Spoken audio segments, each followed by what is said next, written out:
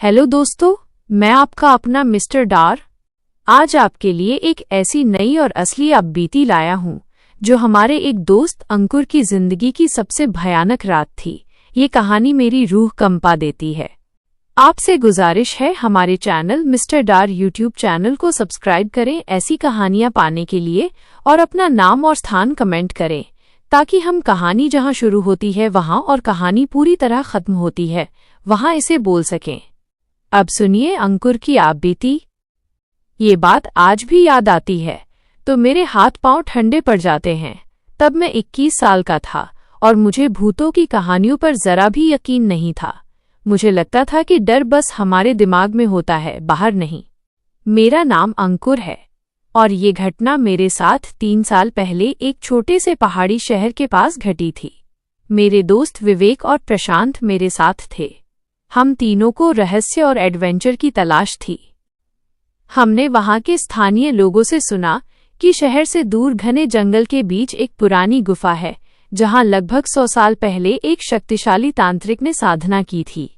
लोग कहते थे कि उस तांत्रिक ने एक खूंखार चुड़ैल को अपने वश में कर लिया था, लेकिन एक रात साधना के दौरान वह नियंत्रण से बाहर हो गई और तांत्रिक को मारकर वहीं गुफा में डेरा जमा लिया। गांव के लोग उस जगह का नाम लेने से भी डरते थे। ये बात हमें एक चुनौती लगी और हमने उस रात गुफा तक जाने का फैसला किया। रात के लगभग 1 बज रहे थे जब हम तीनों अपनी मोटरसाइकिल से जंगल के बाहरी दलदली रास्ते पर पहुंचे।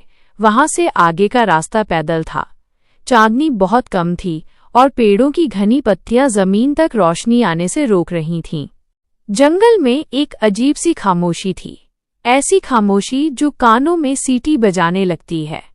अचानक प्रशांत रुका और उसने खुशबू आने की बात कही।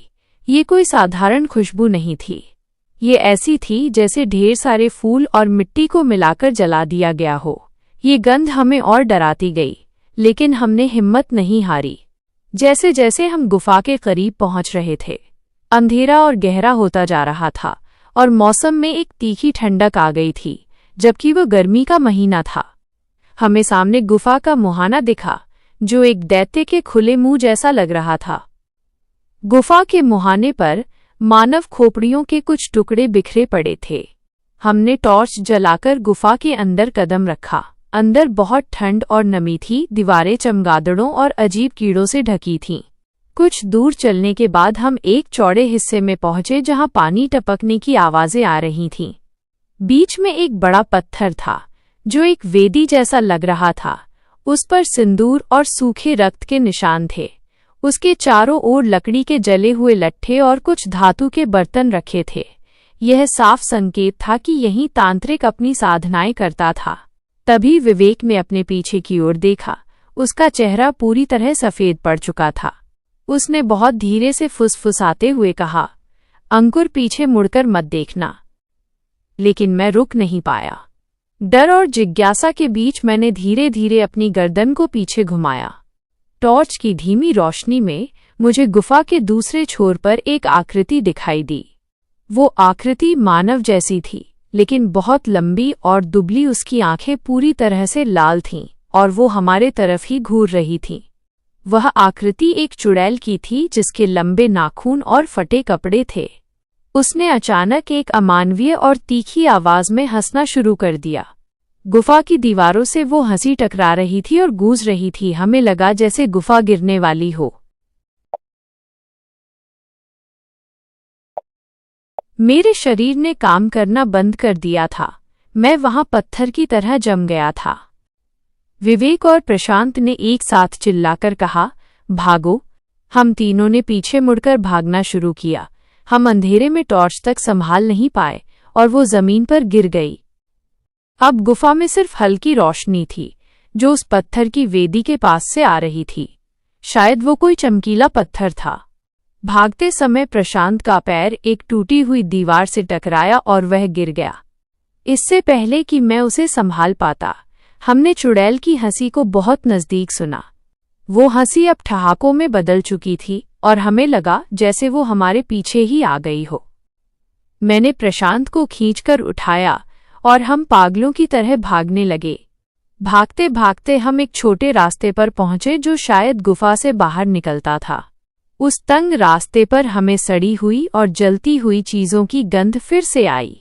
विवेक ने घबराकर मुझसे कहा, अंकुर, कुछ तो गलत है। ये चुड़ैल हमारा पीछा नहीं कर रही है, ये हमें किसी ओर धकेल रही है। हमें पीछे मुड़कर देखने की हिम्मत नहीं हुई, बस भागते रहे। वो छोटा रास्ता हमें एक और बड़े गोल कमरे में ले आया। ये कमरा पहले कमरे से भी ज्यादा भयानक था। दीवारों पर हाथों के काले निशान थे और बीच में एक गहरा गड्ढा था जिसके किनारे पर मिट्टी की कुछ मूर्तियां रखी थीं। ये जगह किसी बड़े तांत्रिक कर्मकांड का अखाड़ा लग रही थी। तभी हमें उस गड्ढे से आवाज आई। ये चुड़ैल की आवाज नहीं थी। ये आवाज बहुत गहरी थी और पुरानी थी, जैसे कोई बूढ़ा आदमी संस्कृत में मंत्र पढ़ रहा हो। विवेक ने फुसफुसाते हुए कहा, यह तांत्रिक है, वो अभी भी जिंदा है। वो बूढ़ा तांत्रिक उस गड्ढे के अंदर आंखें बंद करके साधना कर रहा था। उसने अपने एक हाथ में एक कटा हुआ मानव सिर पकड़ा हुआ था जिससे लगातार खून टपक रहा था।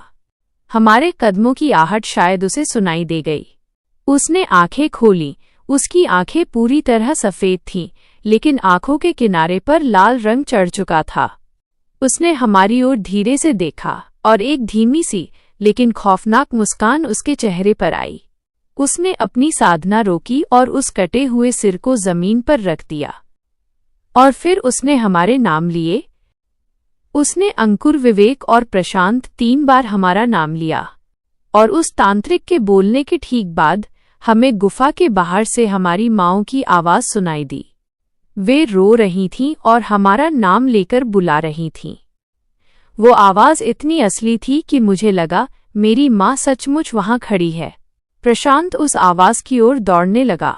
उसे लगा बचाव आ गया, लेकिन विवेक ने मुझे खींचकर पकड़ लिया और गुस्से में फुसफुसाया, मत जाना, ये बुलावा असली नहीं है। तांत्रिक मुस्कुरा रहा था। उसकी सफेद आंखें हमें घूर रही थीं। जारी लगा हमारी माँ गुफा के बाहर खड़ी है और रो रही है।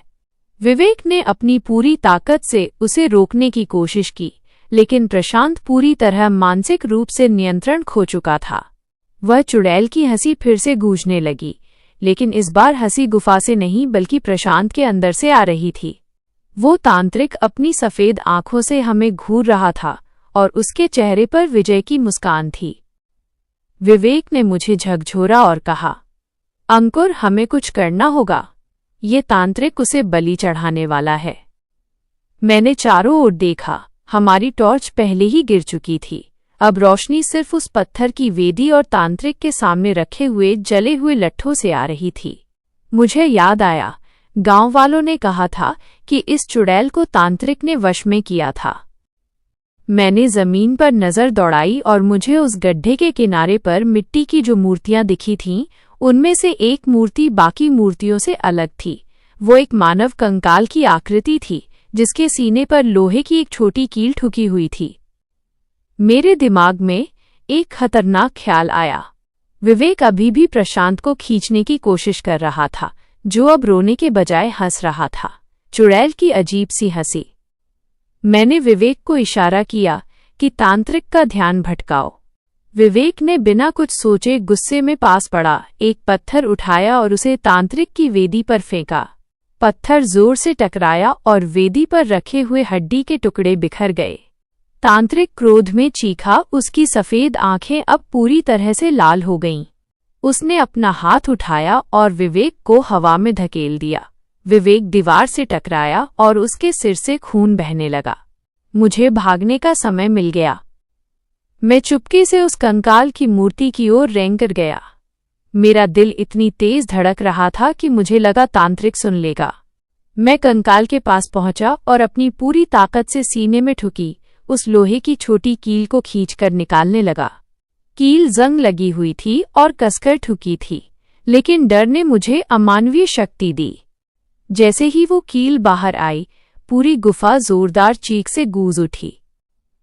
लेकिन ये चीख तांत्रिक की नहीं थी। ये चीख उस चुड़ैल की थी जो प्रशांत के शरीर पर हावी हो रही थी। प्रशांत जमीन पर बेहोश होकर गिर गया और उस चीख के साथ ही चुड़ैल की हंसी भी बंद हो गई। तांत्रिक ने गुस्से में गरजकर मेरी ओर देखा और जमीन पर बैठे बैठे ही हाथों से अजीब सी मुद्रा बनाई। मुझे लगा बिजली का एक तेज झटका मेरे शरीर में लगा और मेरी आंखों के सामने अंधेरा छा गया। अगले ही पल मैं दर्द से चिल्लाता हुआ गुफा की फर्श पर पड़ा था, लेकिन मैंने देखा कि कील निकालते ही तांत्रिक की आंखों की लाली फीकी पड़ गई थी और वो कमजोर लग रहा था। उसके हाथों की शक्ति कम हो गई थी। तांत्रिक ने अपनी कमजोर होती आंखों से मुझे घूरा और धीमी आवाज में बुदबुदाया, तूने गलती कर दी, अब इसे कोई नहीं बचा पाएगा। उसने अपनी बची हुई शक्ति लगाई और मेरे ऊपर एक और वार करने की कोशिश की, लेकिन कील निकलने से उसकी जादुई शक्ति कमजोर पड़ चुकी थी। उसका वार पहले जितना ताकतवर नहीं था। तभी मैंने देखा विवेक, जिसे तांत्रिक ने धकेल दिया था, वो दीवार के सहारे खड़ा हो रहा था। उसके सिर से खून बह रहा था, पर उसकी आंखों में बदला लेने की आग थी। विवेक ने तुरंत जमीन पर पड़ी उस जली हुई लकड़ी का बड़ा सा लठ उठाया जो तांत्रिक की साधना में इस्तेमाल हुआ था। वह तांत्रिक की ओर तेजी से दौड़ा। तांत्रिक को समझ नहीं आया कि ये इंसान इतनी जल्दी हिम्मत कैसे जुटा पाया। इससे पहले कि तांत्रिक अपनी आंखें पूरी तरह खोल पाता, विवेक ने उस जलते हुए लट्ठ को पूरी शक्ति से तांत्रिक के सीधे सिर पर दे मारा। एक जोरदार चटकने की आवाज आई। तांत्रिक का शरीर हिंसक तरीके से हिला, उसकी सफेद आंखें चौड़ी हो गईं और वो गड्ढे की ओर लुढ़क गया। जैसे ही तांत्रिक उस गड्ढे में गिरा, उस गड्ढे के अंदर से एक विशाल काली धुंध उठी। गुफा की छत कांपने लगी और हमें लगा जैसे हजारों चमगादड़ एक साथ उड़ गए हों। प्रशांत अभी भी बेहोश पड़ा था और मैं दर्द से करहा रहा था।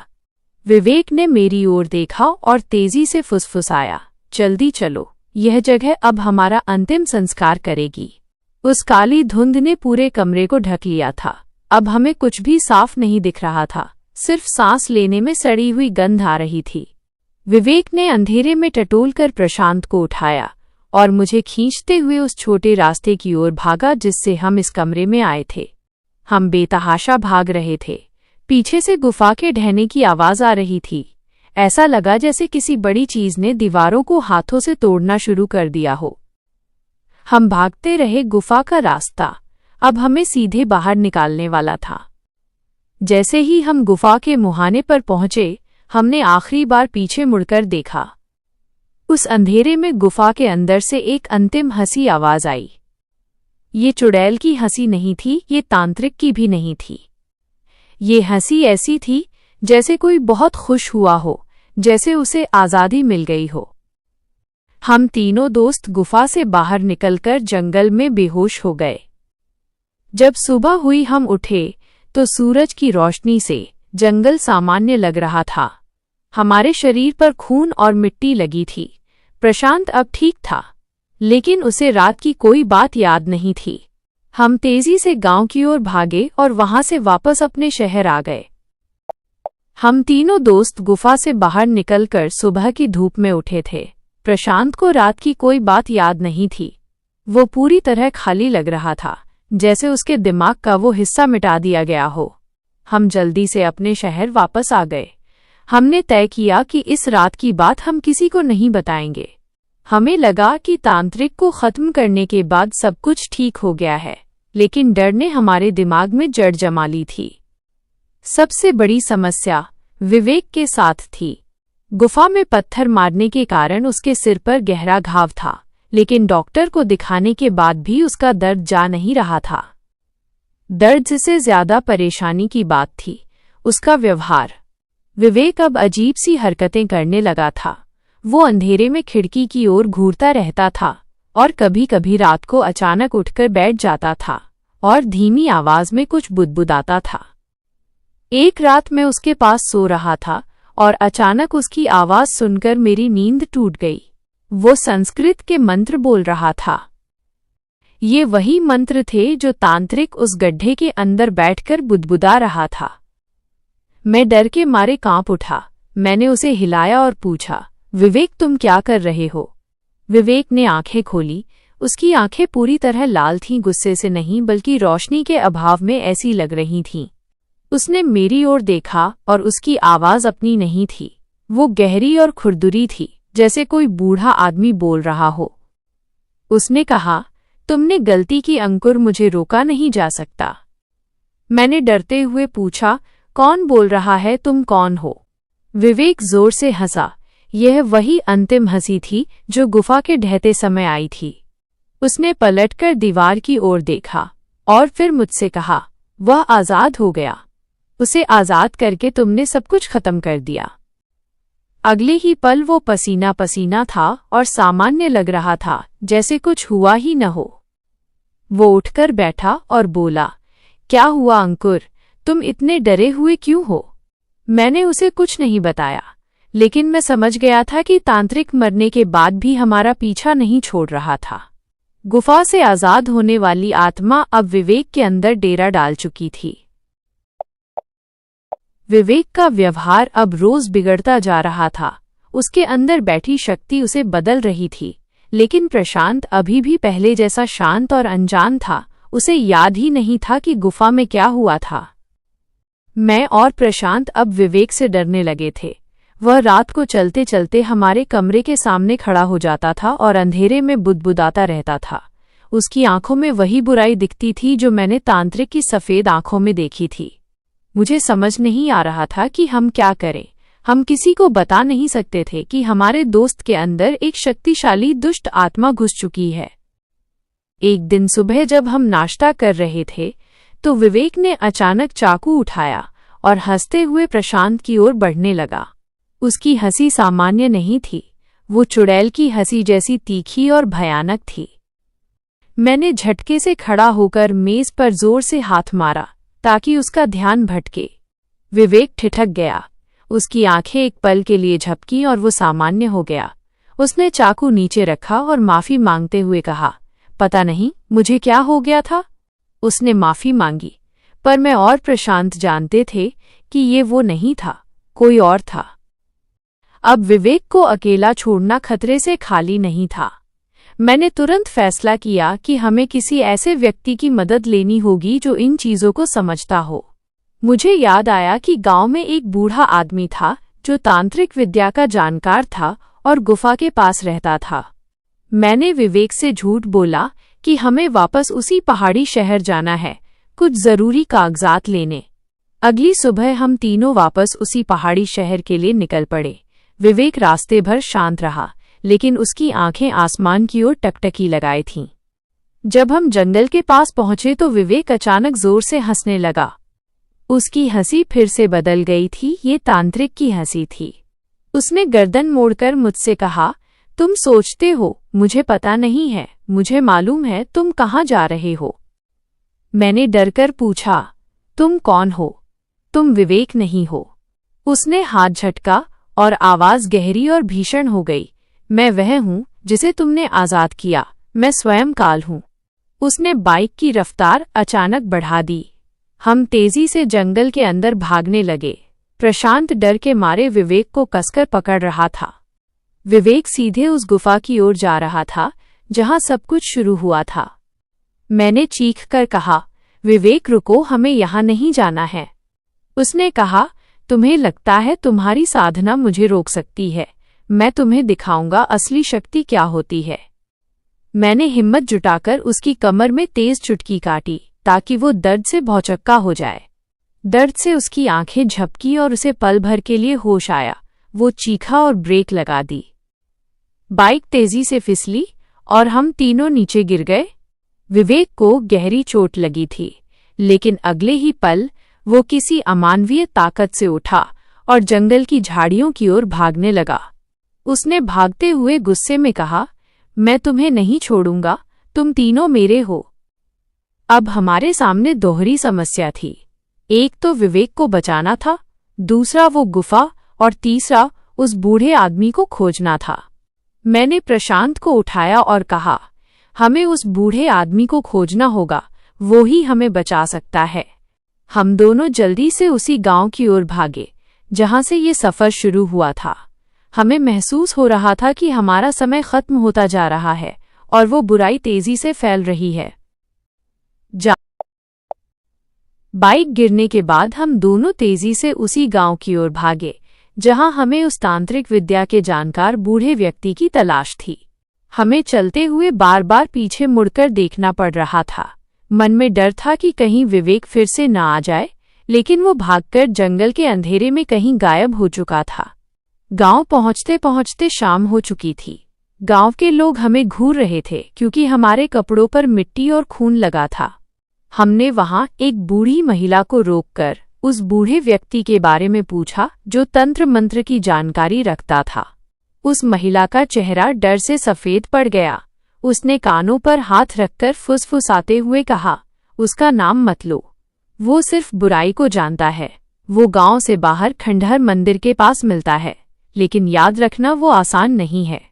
उस महिला ने हमारी ओर देखा और उसकी आंखों में भयानक चेतावनी थी। हम दोनों बिना देर किए उस खंडहर मंदिर की ओर भागे। अंधेरा अब तेजी से छा रहा था और पूरा गांव घरों में दुबक चुका था। मंदिर पहुंचकर हमने देखा कि वो पूरी तरह से टूट चुका है। बीच में सिर्फ एक शिवलिंग था और उसके चारों ओर ढेरों मिट्टी के दीपक जल रहे थे। उन दीपकों की रोशनी में हमें वह बूढ़ा व्यक्ति दिखा जिसका नाम रघुनाथ था। वह शिवलिंग के सामने जमीन पर बैठा था और हाथों में रुद्राक्ष की माला फेर रहा था। उसके चेहरे पर इतनी झुर्रियां थीं कि उसे पहचानना मुश्किल था, लेकिन उसकी आंखों में एक अजीब सी तीव्रता थी, जैसे वो आपकी आत्मा के अंदर तक देख रहा हो। हमने कांपते हुए उसका नाम पुकारा, रघुनाथ जी। वो धीरे से मुड़ा। उसने हमें ऊपर से नीचे तक देखा और कहा, मैं जानता था तुम लोग आओगे। जब कोई अज्ञानता में बुराई को आजाद करता है तो वो छिप नहीं सकता। उसकी आवाज बहुत शांत थी, लेकिन उसमें इतना वजन था कि हमारे दिल दहल गए। उसने सीधे हमारी आंखों में देखकर कहा, तुमने उस तांत्रिक को नहीं मारा, तुमने तो उसे आजाद कर दिया जिसे वो तांत्रिक खुद भी काबू नहीं कर पाया था। मैंने घबराकर पूछा, आप किसकी बात कर रहे हैं? वो चुड़ैल थी या कोई और? रघुनाथ जी ने धीरे से सर हिलाया। वो चुड़ैल नहीं थी, नहीं वह तांत्रिक था। वह तो उस तांत्रिक द्वारा हजारों साधनाओं से जागी गई काल की एक हिंसक शक्ति थी, जिसे उसने गुफा के अंदर एक खंडित मूर्ति में कैद कर दिया था।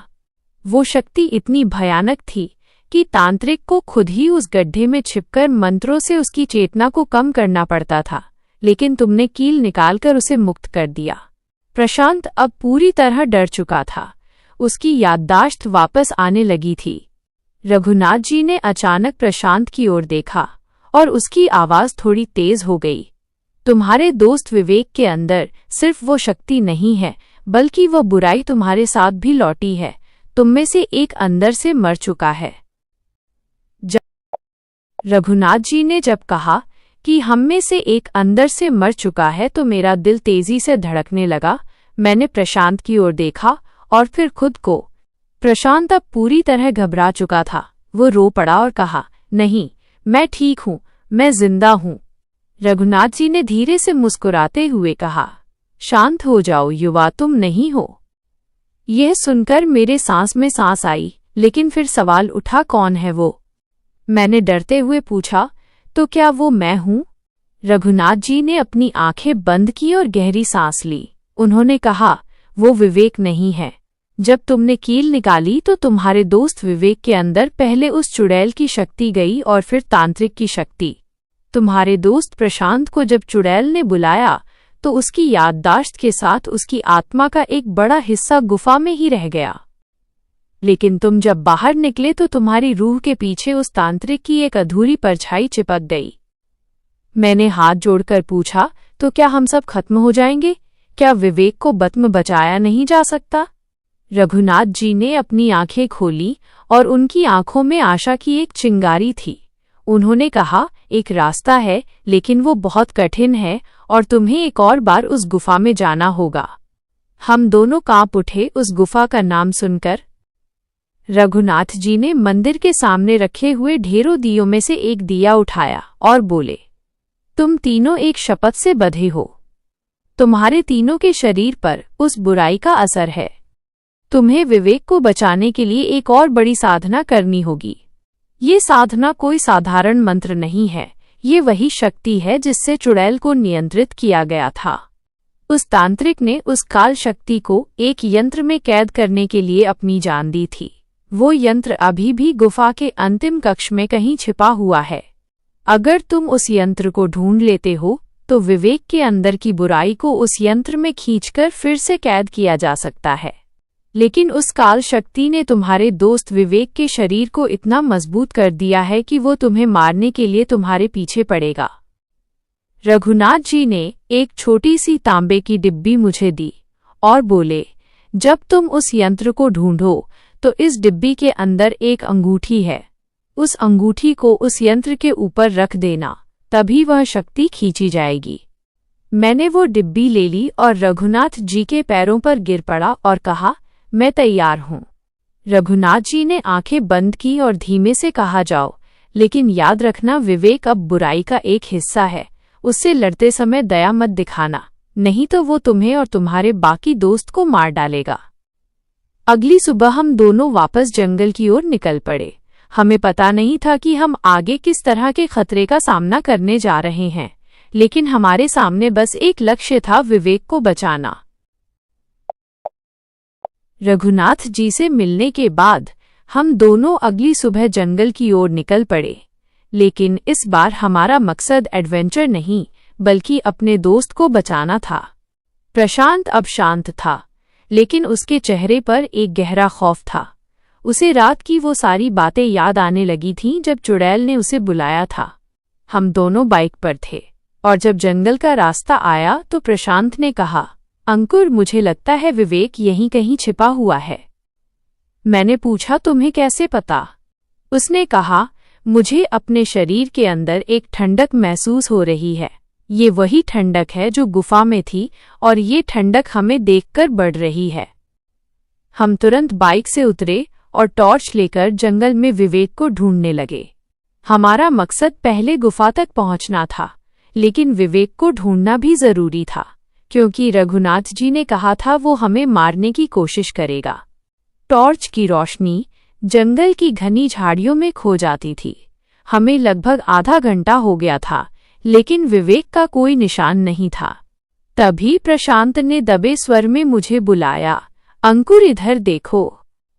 मैंने उसकी ओर देखा। उसने जमीन पर रखी एक चीज की ओर इशारा किया। वो विवेक की चमड़े की घड़ी थी जिसकी पट्टी टूटी हुई थी और कांच चूर चूर था। घड़ी के ठीक पास जमीन पर मानव पैर के निशान थे, लेकिन वह सामान्य नहीं थे। वे निशान इतने गहरे थे जैसे किसी भारी जानवर ने चला हो। मैंने प्रशांत से कहा, वो भाग रहा है, तेजी से भाग रहा है, हमें गुफा की ओर चलना होगा। हम दोनों निशानों का पीछा करते हुए गुफा के मुहाने तक पहुंचे। वो दैत्य के मुंह जैसा प्रवेश द्वार अब पहले से भी ज्यादा काला और भयानक लग रहा था। हमें लगभग पक्का यकीन था कि विवेक अंदर ही गया है। वो शक्ति उसे उसकी साधना की जगह पर वापस खींच रही थी। जैसे ही हमने अंदर कदम रखा, गुफा के अंदर की ठंडक ने हमें जकड़ लिया और हमें फिर से जले हुए मांस की वो भयानक गंध आई। लेकिन इस बार हंसी या चीख नहीं थी, बस एक गहरी चुप थी जो किसी भी शोर से ज्यादा भयानक थी। हम टॉर्च लेकर उस पहले बड़े कमरे की ओर बढ़े, वही कमरा जहां टूटी मूर्तियां थीं। कमरे में पहुंचकर हमने देखा कि सब कुछ बिखरा पड़ा था, जैसे कोई जबरदस्त तूफान आया हो, लेकिन वेदी अभी भी वहां थी। तभी प्रशांत ने जमीन पर एक चमकती हुई चीज देखी। ये वही छोटी लोहे की कील थी जिसे मैंने कंकाल की मूर्ति से निकाला था, लेकिन उस कील के पास जमीन पर एक अजीब आकृति बनी थी। यह आकृति किसी अज्ञात भाषा में कोई मंत्र या अंक जैसा था, जिसे किसी ने अपनी उंगली से रक्त से बनाया हो। मैंने टॉर्च उठाई और ध्यान से देखा। वह मंत्र नहीं था, वह शब्द था, अंकुर। किसी ने मेरे नाम को खून से जमीन पर लिखा था और वो रक्त अभी भी ताज़ा लग रहा था। जमीन पर मेरे नाम को खून से लिखा देखकर मेरे हाथ पैर ठंडे पड़ गए। ये साफ निशान था कि विवेक जानता था कि हम वापस आए हैं और वो हमें चेतावनी दे रहा था। या शायद गुफा में बुला रहा था। प्रशांत ने टॉर्च की रोशनी जमीन पर फैलाई और कहा, अंकुर, ये ताज़ा खून है। विवेक यहीं कहीं है, शायद उसे चोट लगी है। लेकिन मुझे पता था कि वो खून विवेक का नहीं था, या कम से कम उस आत्मा को चोट नहीं लगी थी। ये बुराई हमारे दिमाग से खेल रही थी। हमें आगे बढ़ना था, यंत्र खोजना था। इसलिए डर को किनारे करके हम छोट ओर बढ़ें, जो तांत्रिक के अंतिम कक्ष तक जाता था। जैसे ही हमने उस रास्ते में कदम रखा, हवा में एक अजीब सी भारीपन आ गई और हमें दोनों को लगा कि हमारे कानों में कोई बहुत धीरे से फुसफुसा रहा है। आवाज स्पष्ट नहीं थी, लेकिन वो हमें पीछे हटने के लिए मजबूर कर रही थी। प्रशांत ने अचानक अपने कानों को जोर से दबाया और चीख कर कहा, अंकुर, तुम ये सुन रहे हो? ये तुम्हारी आवाज है। तुम कह रहे हो कि हमें भाग जाना चाहिए। ये सुनकर मेरे रूह कांप उठी, क्योंकि मैंने कुछ नहीं कहा था। वो आवाज विवेक के अंदर की शक्ति पैदा कर रही थी, जो हमें मानसिक रूप से कमजोर करना चाहती थी। मैंने प्रशांत का हाथ कसकर पकड़ा और कहा, ये झूठ है, ये हमारा डर है, हमें चलना होगा। हम दोनों उस तंग रास्ते से आगे बढ़ने लगे। तभी विवेक का नाम जोर से हमारे सामने एक अदृश्य स्रोत से गूंजा। विवेक, यहाँ आ जाओ, तुम्हारे दोस्त तुम्हें बचाने आए हैं, आओ और उन्हें खत्म कर दो। ये आवाज उस तांत्रिक की थी, लेकिन विवेक के शरीर में बैठी हुई काल शक्ति बोल रही थी। हम भागकर अंतिम कक्ष में पहुंचे, जहां तांत्रिक गड्ढे में गिरा था। कमरा पूरी तरह से खंडहर हो चुका था। दीवारें टूटी थीं और वेदी के पास की जगह भी टूट चुकी थी। गड्ढा अब पहले से भी ज्यादा गहरा लग रहा था और उसके किनारों पर काली राख जमी थी, जो शायद तांत्रिक के जलने के बाद बची थी। यंत्र कहीं नहीं दिख रहा था। रघुनाथ जी ने कहा था कि वो छिपा हुआ है। तभी हमारे पीछे से एक भीषण आवाज आई और अंधेरे रास्ते से विवेक सामने आया। वो चल नहीं रहा था, वो हवा में थोड़ा ऊपर उठा हुआ था। उसके कपड़े फटे थे और उसकी आंखें पूरी तरह से काली थीं, जैसे किसी ने अंदर कोयला भर दिया हो। उसके चेहरे पर एक क्रूर मुस्कान थी, जो विवेक की नहीं थी, वह उस बुराई की मुस्कान थी। उसने हाथ आगे बढ़ाया और उसकी आवाज गूंजी, तुम लोग कितने मूर्ख हो, तुमने सोचा तुम मुझे कैद कर सकते हो। विवेक ने हवा में हाथ हिलाया और हमारी टॉर्च जोर से टकराकर दीवार से टूट गई। अब कमरे में पूरी तरह से अंधेरा था। सिर्फ बाहर से आती हल्की रोशनी थी, जिसमें विवेक की काली आकृति एक दैत्य जैसी दिख रही थी। वो तेजी से हमारी ओर बढ़ा, उसकी गति मानव से कहीं ज्यादा थी। प्रशांत डर के मारे दीवार से चिपक गया, लेकिन मैंने हिम्मत जुटाकर हाथ में छिपी हुई तांबे की डिब्बी को मजबूती से पकड़ा और विवेक को रोका। तुम्हें हमें मारने से पहले यंत्र को खोजना होगा। विवेक जोर से हंसा, हा, यंत्र, तुम नहीं जानते किसे ढूंढ रहे हो। उसने हाथ बढ़ाया और प्रशांत को गले से पकड़कर हवा में उठा लिया। प्रशांत दर्द से तड़प रहा था और विवेक की आंखों से काला धुआं निकल रहा था। विवेक की काली आंखों से काला धुआं निकल रहा था और उसने प्रशांत को गले से पकड़कर हवा में उठा लिया था। प्रशांत सांस लेने के लिए तड़प रहा था और उसके हाथ हवा में छटपटा रहे थे। मैंने जान लिया था कि अगर मैंने कुछ नहीं किया तो प्रशांत खत्म हो जाएगा। मैंने अपनी जेब से तांबे की डिब्बी निकाली और पूरी शक्ति से विवेक की ओर फेंकी। डिब्बी विवेक के चेहरे से टकराई और एक तेज चिंगारी निकली, जैसे किसी ने लोहे को गर्म किया हो। विवेक दर्द से चीखा, उसकी पकड़ कमजोर हुई और प्रशांत धड़ाम से जमीन पर गिर गया। विवेक गुस्से में मेरी ओर मुड़ा। उसका चेहरा विकृत था और उसकी आवाज गहराई से गूंज रही थी, तुम ये बर्दाश्त नहीं कर पाओगे अंकुर। उसने हवा में अपने हाथ आगे बढ़ाए और मुझे लगा जैसे किसी अदृश्य हाथ ने मुझे गले से पकड़ लिया हो। मैं सांस नहीं ले पा रहा था और हवा में उठने लगा। मैं छटपटा रहा था, लेकिन विवेक की पकड़ टूट नहीं रही थी। मैंने आंखें बंद की और सोचा, बस यही अंत है। तभी जमीन पर गिरकर तड़प रहे प्रशांत ने कमरे के कोने में पड़ी एक टूटी हुई ईंट उठाई। विवेक का ध्यान पूरी तरह से मुझ पर था। वो मुझे मारने की खुशी में हंस रहा था। प्रशांत ने अंतिम शक्ति जुटाकर उस ईंट को विवेक के सिर पर दे मारा। उस जगह पर जहां तांत्रिक ने पहले वार किया था। इस बार वार जबरदस्त था। विवेक की पकड़ पूरी तरह से टूट गई। मैं जमीन पर गिरा और तेज सांसें लेने लगा। विवेक ने दर्द से चीखकर अपने सिर को पकड़ा और उसकी आंखों से काला धुआं और तेजी से निकलने लगा। ये सही मौका था। मैंने प्रशांत को खींचा और दोनों मिलकर यंत्र खोजने लगे। हमें पता था कि विवेक अब फिर से हमला करेगा। रघुनाथ जी ने कहा था कि यंत्र छिपा हुआ है। मैंने टूट चुकी वेदी के पास की जगह को देखा। तभी प्रशांत ने टूटी हुई दीवार के पास एक अजीब सी जगह पर टॉर्च की रोशनी फैलाई। वहां दीवार पर मिट्टी लगी थी, लेकिन उस जगह की मिट्टी ताज़ी थी, जैसे किसी ने हाल ही में उसे बंद किया हो। हमने दोनों हाथों से उस मिट्टी को खुरचना शुरू किया। जैसे ही मिट्टी हटी, दीवार के अंदर एक छोटी सी कोठरी दिखी और उसके अंदर रखा था वो यंत्र। वो एक गोल तांबे की तश्तरी थी जिसके चारों ओर संस्कृत के मंत्र खोदे हुए थे और बीच में एक छेद था। वह यंत्र चमक रहा था, जैसे अंदर कोई शक्ति बंद हो। लेकिन जैसे ही हमने यंत्र को देखा, विवेक ने जोर से चीखकर कहा, नहीं, तुम इसे नहीं ले सकते। उसने जमीन पर पड़े प्रशांत को उठाया और उसे यंत्र की ओर फेंका ताकि वह यंत्र को नष्ट कर दे।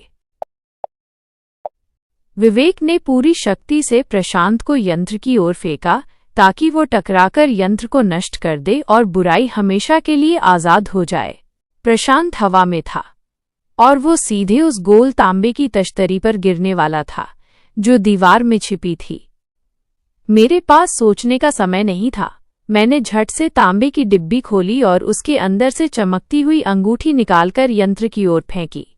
अंगूठी हवा में उड़ी और प्रशांत के यंत्र से टकराने से बस एक सेकंड पहले वो यंत्र के बीच वाले छेद में पूरी तरह से फिट हो गई। जैसे अंगूठी यंत्र में लगी, एक भीषण नीली रोशनी पूरी गुफा में फैल गई और एक तेज आवाज आई जैसे कोई चीज फाड़ दी गई हो। प्रशांत उस यंत्र से नहीं टकराया, बल्कि वो नीली रोशनी उसे अपने ऊपर से लेती हुई गुजर गई और प्रशांत यंत्र के ठीक पास नीचे गिर गया। रोशनी सीधे विवेक की ओर गई और विवेक के अंदर से वो काल शक्ति चीखती हुई बाहर निकलने लगी। विवेक जोर से तड़पा। उसकी आंखों से निकलने वाला काला धुआं अब नीली रोशनी में खींचा जा रहा था। उसका शरीर हिंसक रूप से कांप रहा था। वो शक्ति एक बड़े काले सांप जैसी आकृति लेकर विवेक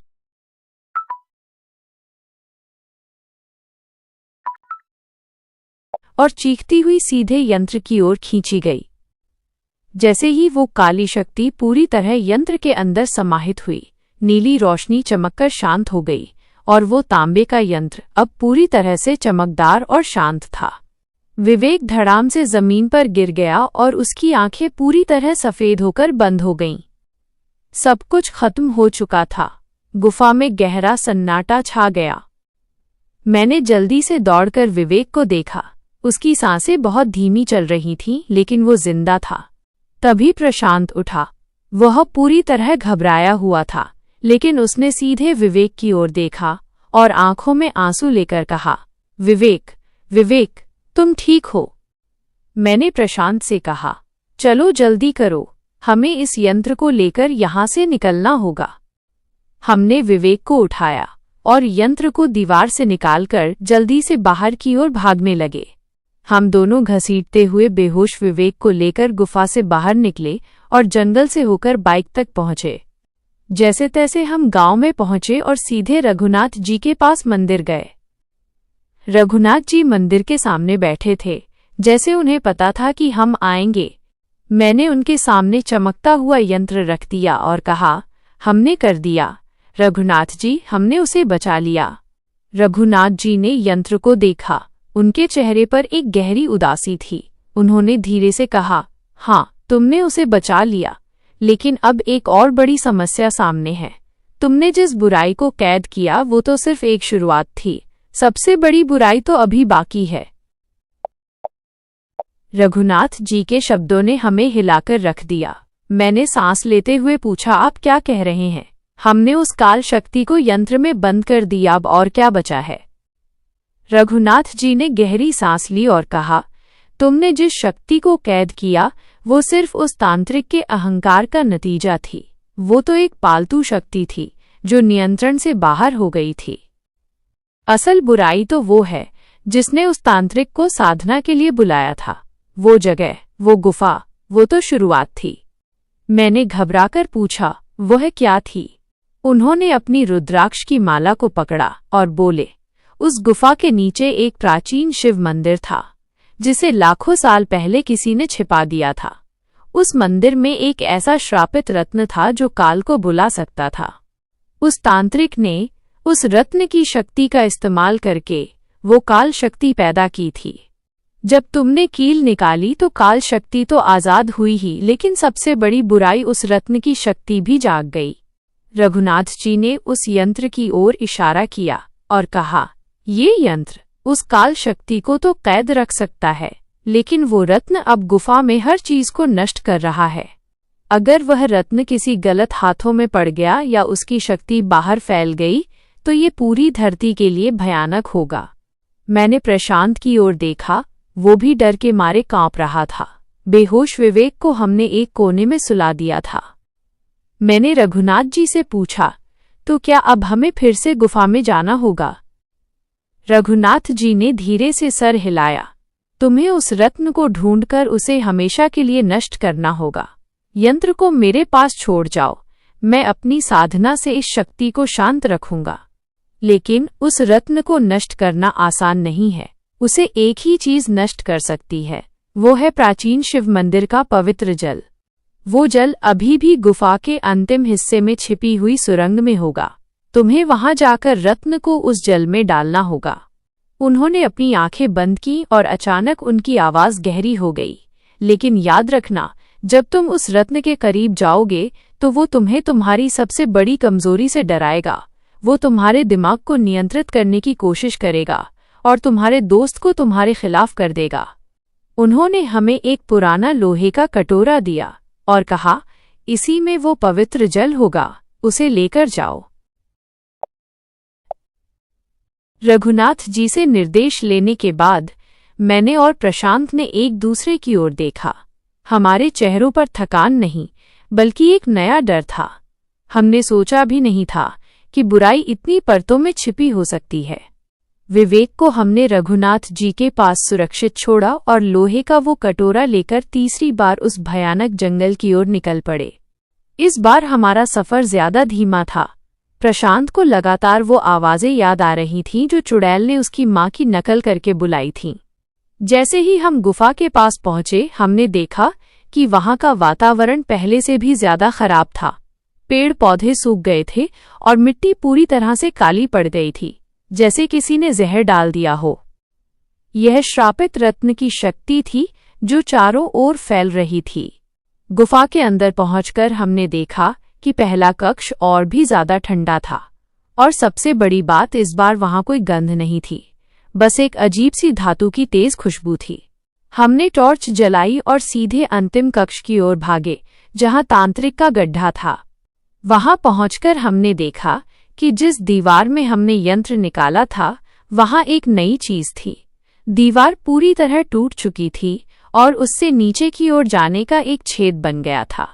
ये वही सुरंग थी जिसकी बात रघुनाथ जी ने की थी। उस छेद से भीषण गर्मी और वो धातु की तेज खुशबू आ रही थी। प्रशांत ने घबराकर कहा, अंकुर, मुझे लगता है रत्न यहीं कहीं है। हमने दोनों ने लोहे के कटोरे को कसकर पकड़ा और धीरे धीरे उस टूटे हुए छेद से नीचे उतरना शुरू किया। सुरंग बहुत तंग थी और जैसे जैसे हम नीचे जा रहे थे हमारे दिमाग पर एक भारीपन महसूस हो रहा था, जैसे कोई हमारे विचारों को पढ़ रहा हो। नीचे पहुंचकर हम एक बड़े हॉल में आए जो अंधेरे में था। ये पक्का शिव मंदिर का हिस्सा था क्योंकि वहां प्राचीन पत्थर की मूर्तियां थीं। हॉल के बीचों बीच एक ऊंचा स्तंभ था और उस स्तंभ के ऊपर एक छोटा सा लाल रंग का रत्न चमक रहा था। वो इतनी तेज रोशनी दे रहा था कि पूरा हॉल हल्की लाल रोशनी में नहाया हुआ था। यही वह श्रापित रत्न था। जैसे ही हमारी नजर रत्न पर पड़ी, हमारे कानों में एक आवाज गूंजी, तुम यहाँ क्या कर रहे हो? तुम्हारे दोस्त विवेक को मैंने मार डाला है और अब तुम्हारी बारी है। ये आवाज किसी आत्मा की नहीं थी, ये मेरे अपने दिमाग से आ रही थी और मैं जानता था कि ये रत्न की शक्ति है जो हमें तोड़ना चाहती है। मैंने प्रशांत की ओर देखा और उसके चेहरे पर एक भयानक डर था। उसने मेरी ओर मुड़कर कहा, अंकुर, तुमने विवेक को क्यों मारा? तुम्हें उसकी जान नहीं लेनी चाहिए थी। मैं समझ गया रत्न अपना काम कर रहा था। वो हमारे दिमाग में डर भर रहा था। तो मैं जान गया कि रत्न हमारे दिमाग के साथ खेल रहा है और वो हमें आपस में लड़ाना चाहता है। मैंने शांत रहने की पूरी कोशिश की और कहा, प्रशांत, शांत हो जाओ। ये रत्न की शक्ति है जो तुम्हारे दिमाग में झूठ भर रही है। विवेक सुरक्षित है, वो रघुनाथ जी के पास है। लेकिन प्रशांत की आंखों में विश्वास नहीं था। वो गुस्से से कांप रहा था और उसके दिमाग में रत्न का झूठ मजबूत हो चुका था। उसने जोर से कहा, तुम झूठ बोल रहे हो। तुम हमेशा विवेक से जलते थे। तुम उसे मारकर ये शक्ति खुद लेना चाहते हो। उसने लोहे का कटोरा जो हमने पवित्र जल के लिए लिया था उसे जमीन पर फेंका और मुझ पर हमला करने के लिए दौड़ा। मैं जानता था कि अगर मैंने उसे जवाब दिया तो रत्न की शक्ति जीत जाएगी। मैंने उसे पकड़ा और जोर से हिलाकर कहा, प्रशांत, याद करो रघुनाथ जी ने क्या कहा था। ये हमारा सबसे बड़ा डर है। ये हमारा आखिरी मौका है। हमें पवित्र जल ढूंढना होगा। तभी रत्न की रोशनी तेज हुई और कमरे में एक अदृश्य लहर फैली। उस लहर के साथ ही मुझे अपने दिमाग में एक आवाज सुनाई दी, तुम्हारी माँ तुम्हारे पिता को मारना चाहती थी। तुमने उन्हें क्यों नहीं रोका? ये आवाज मेरे बचपन का सबसे गहरा और छिपा हुआ डर था। वो रत्न सीधे मेरे दिमाग पर हमला कर रहा था। मैं दर्द से कराहा और प्रशांत को छोड़ दिया। प्रशांत भी अपने कानों को पकड़कर जमीन पर बैठ गया। उसके दिमाग में भी रत्न कोई और भयानक झूठ भर रहा था। मैंने सांस लेने की कोशिश की और अपनी नजर रत्न से हटाकर चारों ओर देखी। रघुनाथ जी ने पवित्र जल की बात की थी और ये प्राचीन शिव मंदिर था। मैंने कमरे के कोने में टूटी हुई प्राचीन शिवलिंग के पास एक छोटी सी सुरंग देखी जो पत्थरों के नीचे छिपी थी। ये बहुत साफ लग रहा था कि पानी का स्रोत यहीं कहीं होगा। मैंने दर्द को सहते हुए प्रशांत को हिलाया और उस सुरंग की ओर इशारा किया, प्रशांत, देखो पवित्र जल। प्रशांत ने दर्द में ही उस सुरंग को देखा, लेकिन उसके दिमाग में रत्न का असर अभी भी था। उसने गुस्से से कहा, तुम मुझे उस गड्ढे में फेंकना चाहते हो ताकि तुम अकेले रत्न ले सको। मैंने बिना जवाब दिए टूटी हुई दीवार के पास पड़ा लोहे का कटोरा उठाया और उस छोटी सुरंग की ओर दौड़ा। मुझे पता था कि अब मेरे पास समय नहीं है। अचानक था, वह गुस्से और डर से भरा हुआ था। वह पूरी तरह रत्न के कब्जे में था जो उसे मेरे खिलाफ कर चुका था। वो मेरी ओर दौड़ा, लेकिन मैंने लोहे का कटोरा जमीन पर फेंका और शिवलिंग के पास बनी छोटी सुरंग की ओर गोता लगाया। प्रशांत ने मुझे पकड़ने की कोशिश की, लेकिन मैं फिसलकर उस सुरंग के अंदर गिर गया। सुरंग अंधेरी और गीली थी और नीचे जाकर मैंने देखा कि वहां एक छोटा सा पानी का कुंड था जिसमें हल्के नीले रंग का जल चमक रहा था। यह वही पवित्र जल था जिसे हमें रत्न को नष्ट करने के लिए चाहिए था। मैंने जल्दी से कटोरा उठाया और उसे पानी में डुबोने लगा, लेकिन ठीक उसी पल प्रशांत भी सुरंग के मुहाने पर आ गया। उसकी आंखों में भयानक क्रोध था। उसने दौड़कर मेरे गले पर हाथ रख दिया और कहा, तुम ये शक्ति नहीं ले सकते। तुमने विवेक को मारा। मैं सांस नहीं ले पा रहा था और मेरा सिर चकरा रहा था। मैं जानता था कि वो खुद नहीं था, यह रत्न उसे नियंत्रित कर रहा था। मैंने पूरी ताकत से हाथ में आए हुए पवित्र जल को प्रशांत के चेहरे पर फेंक दिया। जैसे ही वो जल प्रशांत के चेहरे से टकराया, उसने एक भीषण चीख मारी, लेकिन ये दर्द की चीख नहीं थी, ये आत्मा के जागने की चीख थी। उसकी पकड़ कमजोर हुई और उसकी आंखों में एक पल के लिए पुरानी सी आवाज और चेहरा वापस आया। उसने डूबती हुई आवाज में कहा, अंकुर, मुझे बचाओ। ये झूठ है, मैं विवेक को नहीं मारना चाहता। लेकिन ठीक उसी पल रत्न की रोशनी एक बार फिर से तेज हुई और प्रशांत की आंखें फिर से खाली हो गईं। अब उसके अंदर एक नई बुराई थी जो रत्न ने उसके दिमाग में भर दी थी। उसने कहा, तुम दोनों मरोगे। ये पवित्र जल मुझे रोक नहीं सकता। मैंने जल्दी से कटोरे को पवित्र जल से पूरा भरा और सुरंग से बाहर निकला। प्रशांत भी मेरे पीछे दौड़ा। बाहर निकलकर मैंने देखा कि वह श्रापित रत्न जो स्तंभ पर चमक रहा था वो अब हवा में ऊपर उठ रहा था, जैसे वो खुद तैयारी कर रहा हो हमला करने की। हमें किसी भी हाल में उस रत्न को उस पवित्र जल में डालना था, लेकिन वह स्तंभ बहुत ऊंचा था और अब रत्न भी गतिमान हो चुका था। प्रशांत ने मुझ पर फिर से हमला किया, लेकिन इस बार मैं जानता था कि वो मेरा दोस्त नहीं था। मैंने लोहे के कटोरे को मजबूती से पकड़ा और स्तंभ की ओर दौड़ा। मुझे किसी भी तरह रत्न तक पहुंचना था। जारी पवित्र जल से एक पल की राहत मिली थी, लेकिन रत्न की शक्ति ने उसे फिर से जकड़ लिया। वह गुस्से से मुझ पर दौड़कर आया और सीधे मेरे सिर पर वार किया। मैं बचकर निकला और लोहे के कटोरे को कसकर पकड़कर स्तंभ की ओर दौड़ा, जो कमरे के बीचों बीच था और जिसके ऊपर रत्न चमक रहा था। मैंने सोचा कि अगर मैं स्तंभ पर चढ़ गया तो शायद रत्न की पकड़ कमजोर पड़ेगी या मुझे उसे नष्ट करने का मौका मिल जाएगा। लेकिन जैसे ही मैंने स्तंभ पर चढ़ने की कोशिश की, रत्न की तेज लाल रोशनी और भी भीषण हो गई। रत्न हवा में ऊपर उठा और उसमें से तेज आवाज आई, जो एक साथ कई लोगों की आवाज थी। अंकुर, तुम हार जाओगे, तुम्हें विवेक की तरह ही मरना होगा। तभी रत्न से एक और मानसिक हमला हुआ। मेरे दिमाग में मेरी बहन का चेहरा आया, जिसे बचपन में मैंने साइकिल सिखाते हुए गिरा दिया था और उसे चोट लगी थी। रत्न की आवाज ने कहा, तुम हमेशा से एक बुरा दोस्त और बुरा भाई रहे हो। तुम्हारी गलतियों की सजा तुम्हारे दोस्तों को मिलनी चाहिए। मैं दर्द से चीखा और स्तंभ से फिसलकर गिरने लगा, लेकिन मैंने पूरी ताकत से कटोरे को नहीं छोड़ा। तभी पीछे से प्रशांत ने मुझे पकड़ लिया और जोर से खींचकर नीचे गिरा दिया। प्रशांत के हाथ अब दैत्य जैसी ताकत से मेरे गले की ओर बढ़ने लगे। उसका चेहरा दर्द और क्रोध का मिश्रण था। मैंने अंतिम उपाय के रूप में लोहे का वो कटोरा, जिसमें पवित्र जल भरा था, उसे उठाया और जोर से प्रशांत के सीधे सीने पर दे मारा, जहां रत्न की शक्ति का असर सबसे ज्यादा था। पवित्र जल छिटक कर प्रशांत के शरीर पर फैला और इस बार उसका असर गहरा था। प्रशांत एकदम से पीछे हटा और जोर से चीखा। उसका चीखना दर्द और रिहाई का मिला जुला रूप था। प्रशांत गिर गया और वो अपने हाथों से अपने सिर को पकड़कर कांपने लगा। उसकी आंखों में अब कोई बुराई नहीं थी, बस भयानक भ्रम और दर्द था। मैंने मौका देखा और कटोरा उठाया और स्तंभ पर फिर से चढ़ने लगा। रत्न अब पूरी तरह से भड़क चुका था। वह हवा में तेजी से चक्कर काटने लगा और उसमें से तेज रोशनी के झटके निकलने लगे, जो सीधे मेरे शरीर पर लगने लगे। मुझे लगा जैसे कोई बिजली से वार कर रहा हो। लेकिन मैंने हार नहीं मानी। मैं जानता था कि ये मेरा अंतिम अवसर है।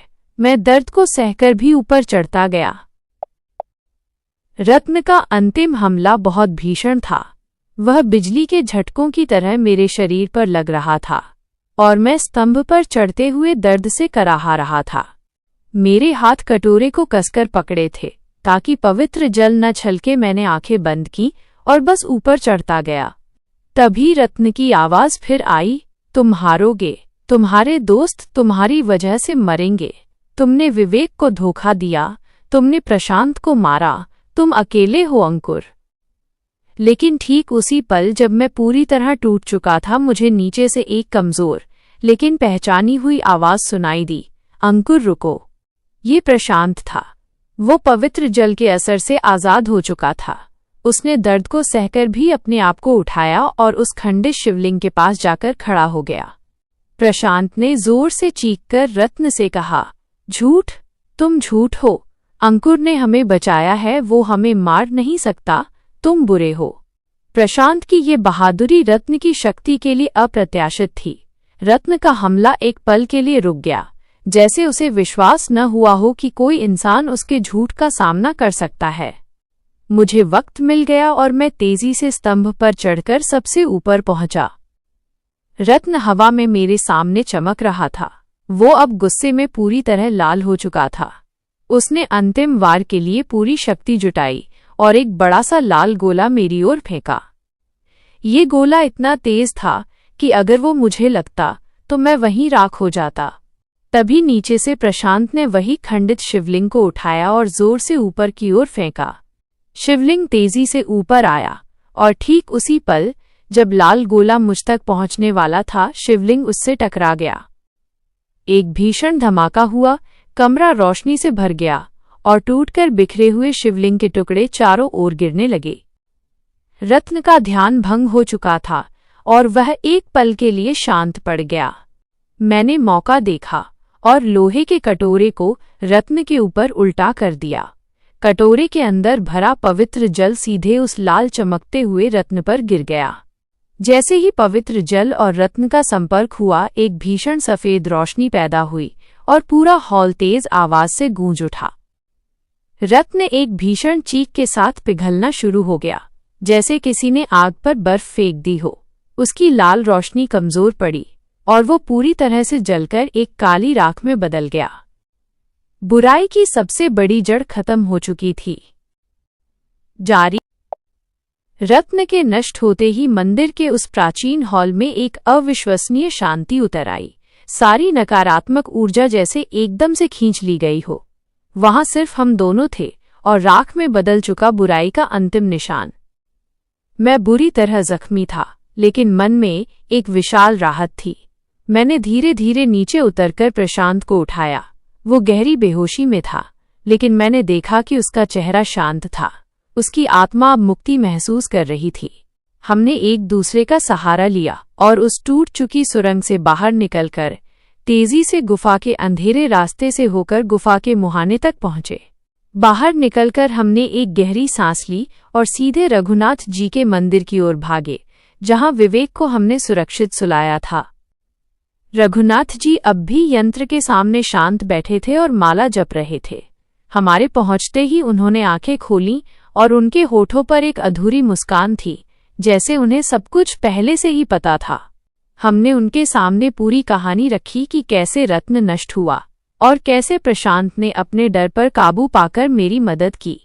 रघुनाथ जी ने हमारा सारा दर्द और थकान महसूस करते हुए कहा, तुम लोगों ने बहुत बड़ा काम किया है।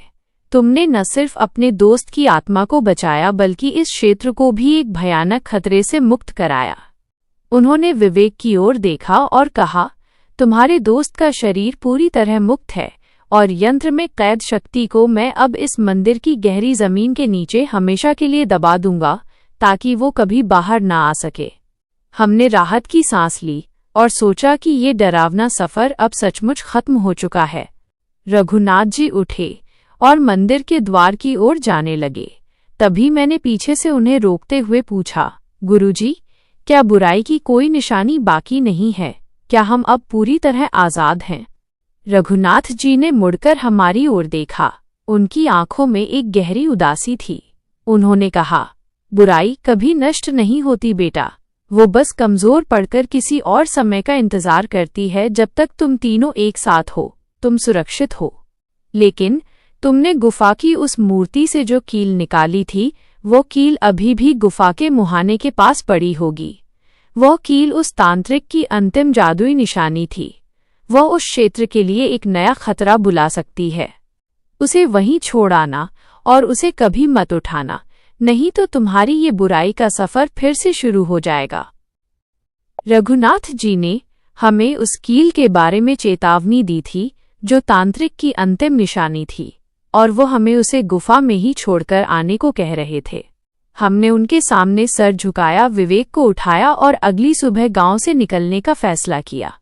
हमने रघुनाथ जी का आभार व्यक्त किया, जिन्होंने हमारी जान बचाई और हमें इतनी बड़ी बुराई का सामना करने की हिम्मत दी। सुबह हुई और हम तीनों दोस्त विवेक, जो अभी भी कमजोर था, उसे सहारा देते हुए अपनी बाइक तक पहुंचे। हम वहां से निकलने ही वाले थे कि प्रशांत अचानक ठिठक गया। उसने गुफा की ओर इशारा किया और कहा, अंकुर, हमें वो कील नष्ट करनी होगी। अगर वो वहां रही तो कोई और उसे उठाएगा और ये डर फिर से शुरू हो जाएगा। मुझे पता था कि वो सही कह रहा था, लेकिन रघुनाथ जी की चेतावनी मुझे डरा रही थी। फिर भी हमने तय किया कि हम एक आखिरी बार उस जंगल में जाएंगे और उस कील को नष्ट करके वापस आएंगे। हम दोनों वापस गुफा के मुहाने तक गए, जहां हमें वो छोटी लोहे की कील जमीन पर पड़ी मिली। उसे उठाते ही मुझे एक अजीब सी ठंडक और थोड़ा सा लालच महसूस हुआ, जैसे उसे अपने पास रख लूं। लेकिन मैंने हिम्मत जुटाकर उस कील को एक बड़े पत्थर पर रखा और प्रशांत के साथ मिलकर एक और बड़ा पत्थर उसके ऊपर गिराया। पत्थर गिरते ही वो छोटी लोहे की कील टूटकर कई टुकड़ों में बिखर गई। जैसे ही कील नष्ट हुई, चारों ओर एक तेज हवा का झोंका आया और जंगल की ओर भाग गया। उसके साथ ही वो सारा डर भी हवा में घुल गया। हमने एक दूसरे की ओर देखा और एक गहरी सांस ली। इस बार हम जानते थे कि बुराई को पूरी तरह से शांत कर दिया गया है। हम दोनों वापस आए और विवेक को लेकर अपने शहर की ओर निकल पड़े। हमने रास्ते में एक दूसरे से कसम खाई कि हम ये कहानी कभी किसी को नहीं बताएंगे। हमें अपने सामान्य जीवन में वापस आने में कई महीने लग गए, लेकिन हमारा रिश्ता और भी मजबूत हो चुका था। हमने एक दूसरे की आत्मा को बचाया था। दोस्तों, उस दिन के बाद मैं आज भी अंधेरे और वीरान जगहों से डरता हूँ। मुझे आज भी याद है वो कील, वो गुफा और वो भयानक अंधेरा। हम तीनों दोस्त आज भी एक साथ हैं, लेकिन जब भी हम उन पहाड़ों की ओर देखते हैं तो हमें वो रात और वो बुराई हमेशा याद आती है जो हमने सिर्फ एक एडवेंचर के लिए आज़ाद कर दी थी। तो ये थी अंकुर की आप बीती पार्ट 20 और अंतिम भाग तक। मुझे उम्मीद है कि आपको ये पूरी हॉरर श्रृंखला मिस्टर डार की प्रस्तुति में पसंद आई होगी। आपको यह